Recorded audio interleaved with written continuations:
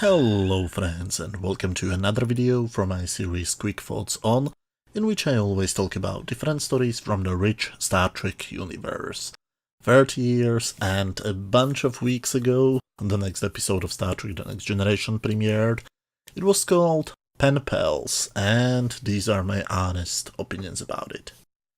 What is the reason why you like Star Trek? Assuming you like Star Trek, of course, but why else would you watch this channel, right?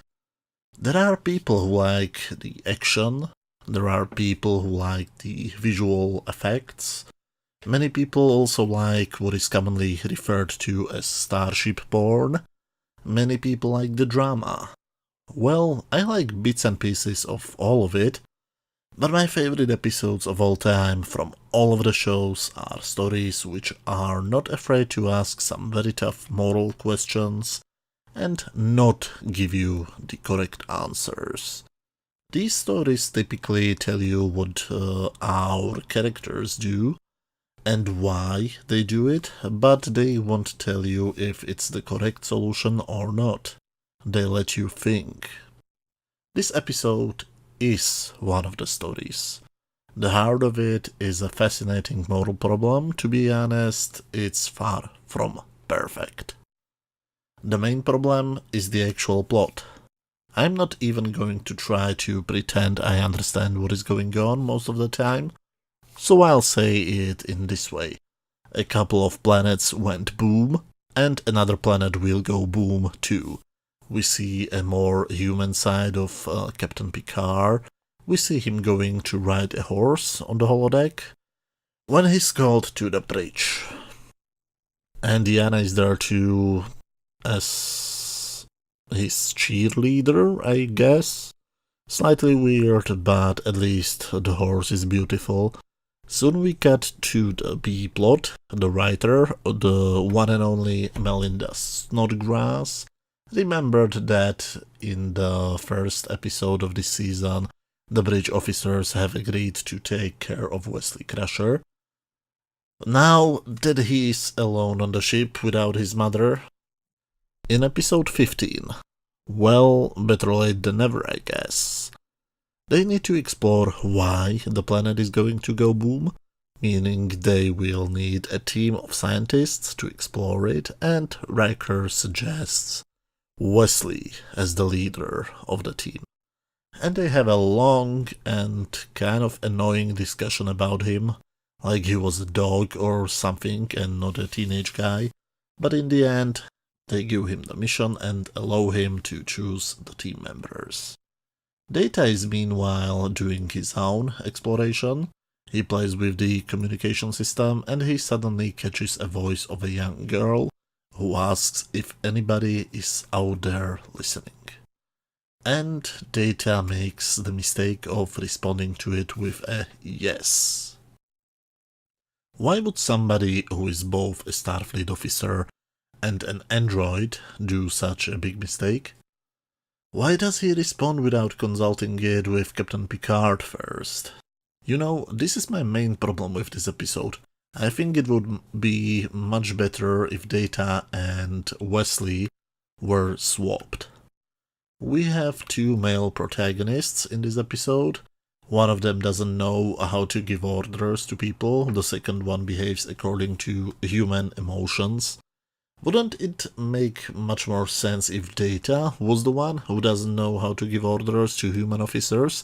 Because prejudice is illogical and therefore he, with his positronic brain, doesn't know how to react to it. And at the same time, if Wesley was the one who accidentally started a contact with a pre-warp civilization, because he, as an inexperienced guy, reacts emotionally, that would, to me at least, solve basically all of the problems I have with this episode. Wesley meanwhile gets his team together, one of them looks exactly like Data, and a human couple.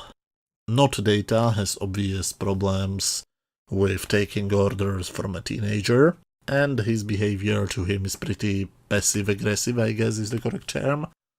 Later, when Wesley wants him to do some stuff, he says no, and Wesley solves it like a man. He goes to the bar.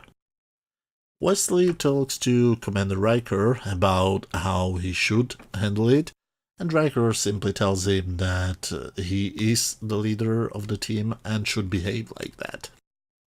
In other words, to find out what would Captain Picard do.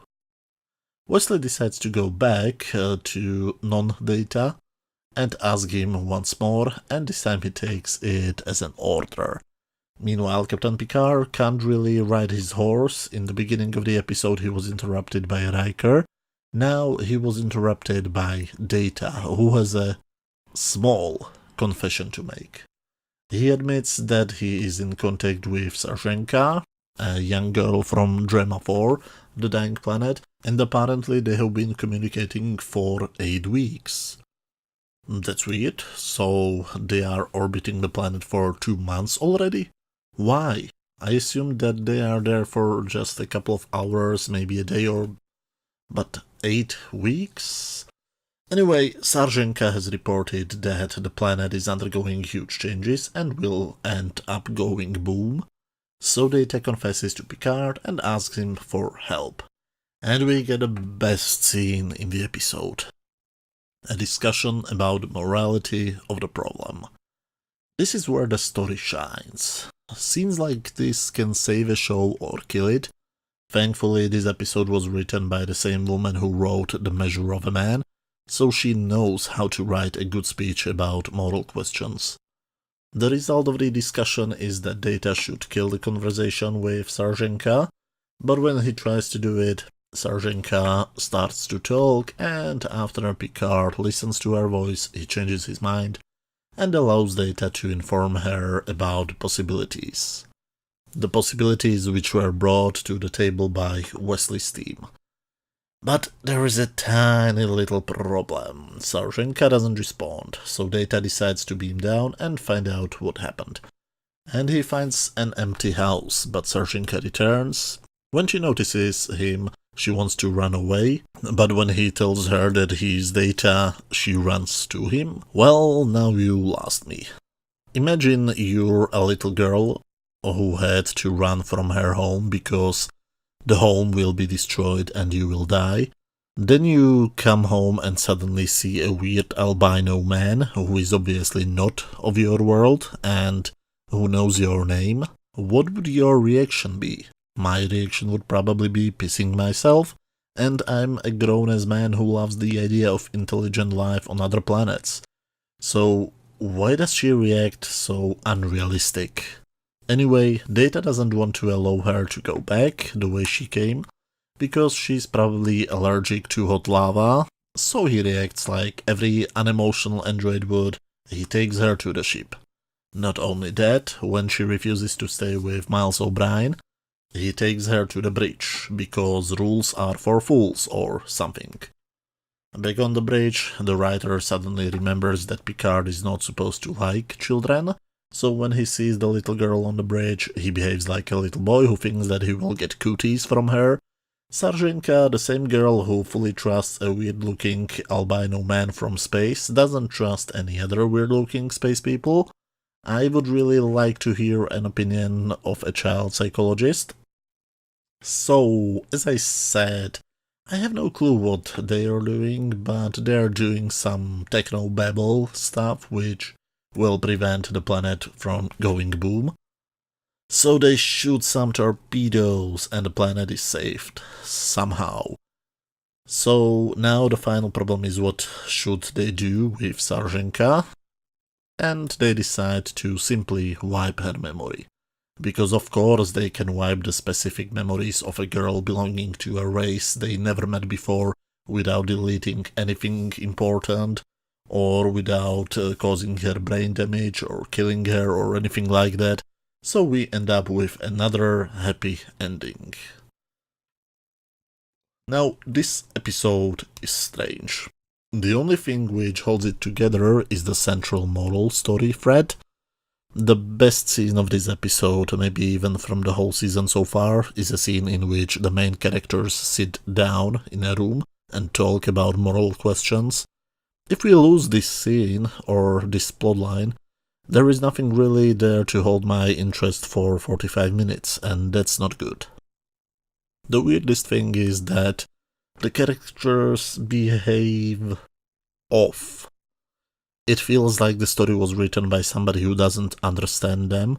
It almost feels like the writer has only seen the pilot and the season 2 opener, because it references character threads which were long forgotten this late in the second season.